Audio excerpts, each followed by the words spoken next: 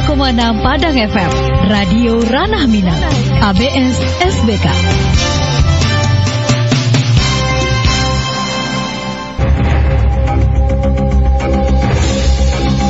Dari Jalan Es Parman 188, inilah sindikasi Radio Suara Padang dengan kantor berita radio Jakarta.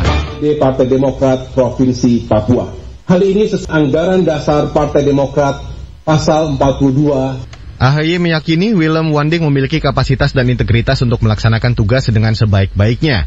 Saat ini Willem menjadi anggota Komisi 5 DPR RI. AHY menambahkan nantinya dalam proses hukum jika Lukas NMB tidak terbukti bersalah, maka dapat diangkat kembali pada jabatannya sebagai Ketua DPD Demokrat.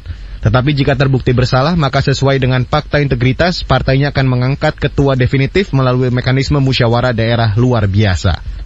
Beralih ke berita selanjutnya, Saudara. Komisioner Komnas HAM RI Hoirul Anam bersikeras mendorong proses pengadilan kasus pembunuhan dan mutilasi 4 warga di Kabupaten Mimika, Papua dilakukan melalui pengadilan koneksitas. Hal itu agar proses sinergi antara kepolisian maupun TNI.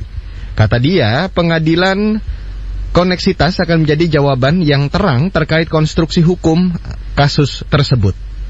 Ini soal koneksitas itu penting untuk juga menyatukan sebenarnya konstruksi peristiwanya kayak apa, ya, sehingga masyarakat akan bisa melihat secara utuh konstruksi peristiwanya kayak itu. Akuntabilitasnya juga penting karena ini kasus mutilasi ini kasus yang mendapatkan perhatian yang besar, tidak hanya oleh masyarakat Papua tapi juga oleh masyarakat nasional. Gitu. Komisioner Komnas HAM RI Hoirul Anam. Saudara, pembunuhan dengan cara mutilasi terhadap 4 warga di Kabupaten Mimika terjadi di distrik Mimika Baru 22 Agustus lalu. Keempat korban adalah Arnold Lokbere, Irian Nirigi, dan Atis Tini. Komnas HAM menyebut pelaku berjumlah 10 orang, 6 pelaku adalah anggota TNI, 4 lainnya warga sipil. Dari keempat warga sipil itu, 1 orang masih buron.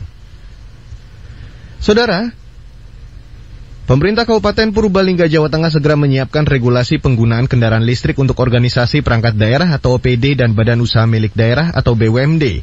Kepala Dinas Perindustrian Purbalingga, Johan Arifin, mengatakan hal ini sejalan dengan dimulainya program motor listrik produk lokal di kabupaten ini. Kata dia, proses perakitan motor listrik yang menggandeng sejumlah industri kecil menengah atau IKM ditargetkan selesai pada Desember 2022. Pemkab juga sudah menggandeng PLN untuk mempersiapkan infrastruktur pendukung, yakni stasiun pengisian kendaraan listrik umum. Kita sudah koordinasi dengan PLN Purbalingga dan mereka berkomitmen untuk nanti membangun stasiun pengisian kendaraan listrik untuk umum. Yang portable malah sudah disiapkan malah. Ke depan mungkin dalam jangka waktu kalau tidak begitu lama akan ada regulasi terkait penggunaan kendaraan listrik. Pertama memang OPD pemerintah, kemudian mungkin untuk BUMD. Intinya secara regulasi nanti pemerintah Kabupaten Purbalingga siap untuk mendukung itu. Johan Arifin menjelaskan percepatan motor listrik di Purbalingga ini merupakan respon atas program pemerintah pusat untuk mengurangi emisi gas rumah kaca. Kedepan dia berharap Purbalingga menjadi wilayah yang siap memproduksi motor listrik saat penggunaan kendaraan ramah lingkungan ini masif di tengah masyarakat. Dan saudara, sebelum saya akhiri kabar baru, kembali saya ajak Anda untuk mendengarkan informasi berikut ini.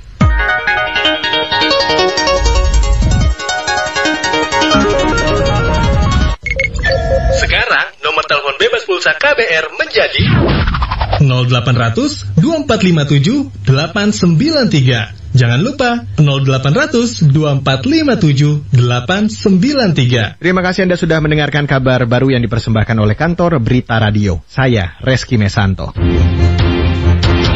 Demikian afiliasi Radio Suara Padang dengan kantor Berita Jakarta.